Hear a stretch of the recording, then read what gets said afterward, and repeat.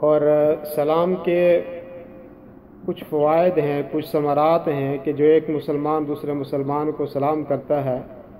تو اس کے اوپر اللہ تبارک و تعالی نے کچھ ثمرات اس کو دیے ہیں، کچھ فائدے اس کو دیے ہیں۔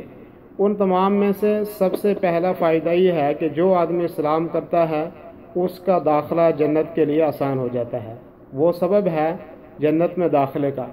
دلیل اس کی یہ ہے کہ اللہ کے رسول صلی اللہ علیہ وسلم نے فرمایا، یا ایھا الناس افشوا السلام، اے لوگو سلام کو عام کرو،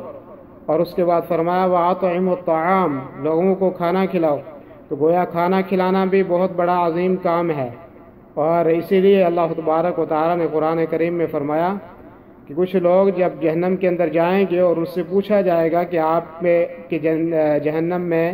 داخلے کا سبب کیا ہے، تو وہ کہیں گے کہ لم نکن من المصلین ولم نکن نطعم المسکین،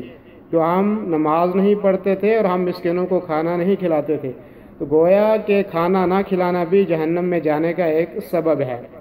اور اللہ کے رسول صلی اللہ علیہ وسلم نے فرمایا وَصَلُّوا بِاللَّيْلِ وَالنَّاسُ نِيَامٌ تَدْخُلُوا الْجَنَّةَ بِسَلَامٍ، کہ اور راتوں کو اس وقت نماز پڑھو کہ جب سارے لوگ سو رہے ہوں تو جنت کے میں سلامتی کے ساتھ داخل ہو جاؤ گے۔ تو گویا کہ اللہ کے رسول صلی اللہ علیہ وسلم نے فرمایا کہ جو سلام کو عام کرے گا اس کا داخلہ جنت میں آسان ہو جائے گا، وہ جو اس کے لیے جنت کے راستے ہموار ہو جائیں گے۔ اور اسی طریقے سے اللہ کے رسول صلی اللہ علیہ وسلم نے فرمایا ابخل الناس الذی یبخل بالسلام، کہ لوگوں میں سب سے زیادہ بخیل آدمی وہ ہے کہ جو سلام کرنے کے اندر بخل کرے، لوگوں کو سلام نہ کرے۔ اور تیسرا فائدہ یہ ہے کہ جو آدمی سلام کو عام کرتا ہے، سلام کو پھیلاتا ہے، وہ مغفرت کا ذریعہ ہے۔ جیسے کہ ہانی بن یزید رضی اللہ عنہ روایت کرتے ہیں کہ اللہ کے رسول صلی اللہ علیہ وسلم نے فرمایا ان موجبات المغفرہ بذل السلام، کہ مغفرت کے اسباب میں سے یہ ہے، بخشش کے اسباب میں سے یہ ہے کہ آدمی سلام کو پھیلائے، سلام کو عام کرے۔ چوتھا فائدہ اس کا یہ ہے کہ سلام کرنے سے محبت پیدا ہوتی ہے، اور اللہ کے رسول صلی اللہ علیہ وسلم نے فرمایا الا ادلکم علی شیء اذا فعلتموه تحاببتم افشوا السلام بینکم، کہ لوگوں میں تمہیں ایسی چیز نہ بتاؤں کہ اگر تم اس کو کرو گے تو تمہارے درمیان محبت پیدا ہو جائے گی۔ تو فرمایا افشوا السلام بینکم، سلام کو عام کرو۔ اور پانچواں فائدہ اس کا یہ ہے کہ ایک مسلمان کا دوسرے مسلمان کے اوپر کچھ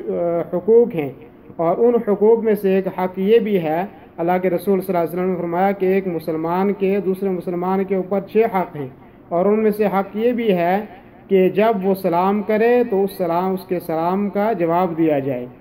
چھٹا فائدہ یہ ہے کہ اللہ کے رسول صلی اللہ علیہ وسلم نے فرمایا، حضرت براء بن عازب رضی اللہ عنہ روایت کرتے ہیں کہ اللہ کے رسول نے فرمایا افشوا السلام، کہ سلام کو عام کرو، سلامتی ملے گی تم کو،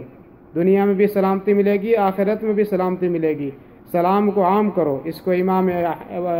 ابن حبان، امام بخاری اور امام البانی رحمہ اللہ نے آداب المفرد کے اندر اس روایت کو ذکر کیا ہے۔ اور اس کا 7واں فائدہ یہ ہے کہ یہ اللہ کے نبی صلی اللہ علیہ وسلم کی سنت کے اوپر عمل کرنا ہے، آپ صلی اللہ علیہ وسلم کی سنت کو پھیلانا ہے، اور سلام کرنا آپ صلی اللہ علیہ وسلم کی سنت ہے۔ تو گویا کہ سلام کرنے سے آپ صلی اللہ علیہ وسلم کی ایک سنت زندہ ہوتی ہے، وہ ہے سلام کو عام کرنا۔ اور اس کا 8واں فائدہ یہ ہے کہ اللہ کے رسول صلی اللہ علیہ وسلم نے فرمایا، طبرانی شریف کی روایت ہے کہ آپ صلی اللہ علیہ وسلم نے فرمایا افشوا السلام کی تعلو، سلام کو عام کرو تاکہ آپ سربلند رہو۔ تو گویا کہ سلام کو عام کرنا یہ سربلندی کا ذریعہ ہے، یہ آدمی کے مقام کو بلند کرنے کا ایک ذریعہ ہے۔ سلام اللہ تبارک و تعالیٰ کی طرف سے سلامتی ہے، اور اللہ تبارک و تعالیٰ کی طرف سے مسلمانوں کے لیے ایک خصوصی دعا ہے کہ جو ایک مسلمان دوسرے مسلمان کو دیتا ہے۔ یہ اس کے عظیم اور بڑے فائدے ہیں کہ جو آدمی ایک مسلمان کو بشاشت کے ساتھ اور مسکراتے ہوئے سلام کرتا ہے تو اللہ تبارک و تعالیٰ اس کے اوپر اس کو اجر دیتا ہے۔